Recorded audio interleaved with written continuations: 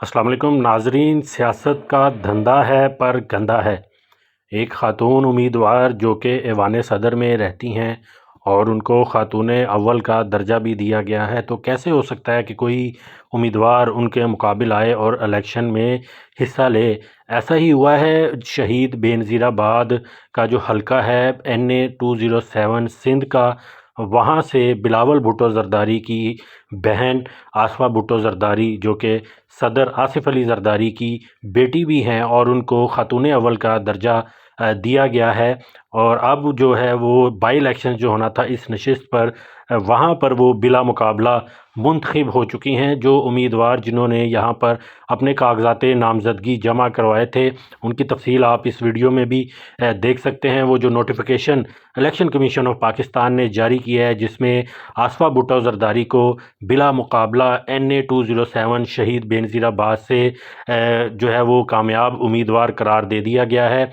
3 उम्मीदवारों ने अपने कागज़ात नामज़दगी उनके मुकाबले में जमा करवाए थे और आज जो बाई इलेक्शन से पहले जो इलेक्शन कमीशन का शेड्यूल था, उसमें कागज़ात नामज़दगी वापस लेने का आखिरी रोज़ था और तीनों उम्मीदवारों ने अपने कागज़ात नामज़दगी जो है वो वापस ले लिए हैं, जिसकी बुनियाद पर आसफ़ा भुट्टो ज़रदारी को बिला मुकाबला NA 207 से कामयाब उम्मीदवार करार दे दिया गया है। तो यकीनी तौर पर ऐवान सदर का जो नाम है, फिर ख़ातून अव्वल का दर्जा जो उनको मिला हुआ है, उसके बाद ये कहाँ हो सकता है कि कोई कमज़ोर उम्मीदवार जो है वो उनके मुकाबले में खड़ा हो। सिंध में जो है पाकिस्तान तहरीक इंसाफ जो है वो पहले ही बड़ी मुश्किलात का शिकार थी, वहाँ पर उनकी सीटें इतनी नहीं रही थी। अब बाई इलेक्शन में भी जो उम्मीदवार सामने आए थे वो तहरीक इंसाफ के निशान पे तो इलेक्शन लड़ नहीं सकते थे, और जो बाकी उम्मीदवार थे वो इतने ताकतवर या मजबूत तो नहीं होंगे कि वो ऐवान सदर की ख़ातून अव्वल का मुकाबला कर सकें। तो बिलाखिर उन्होंने अपने कागज़ात नामज़दगी वापस ले लिए। अब किन बुनियादों पर लिए, किन वजूहात पर लिए, सौदा किया या उनका ज़मीर जो है उसने इजाज़त नहीं दी कि वो ख़ातून अव्वल का मुकाबला कर सकें, तो उस बुनियाद पर हो सकता है उन्होंने कागज़ वापस ले लियो। ये मेरी क़यास है।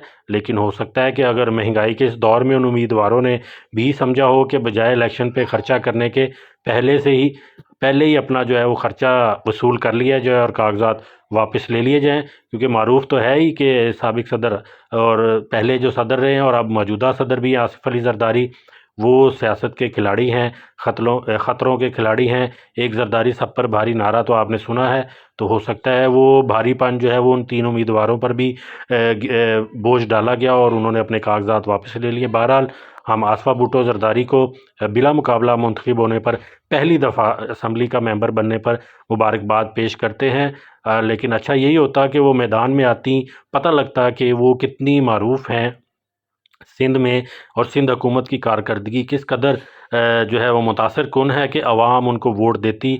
लेकिन ऐसा नहीं हुआ।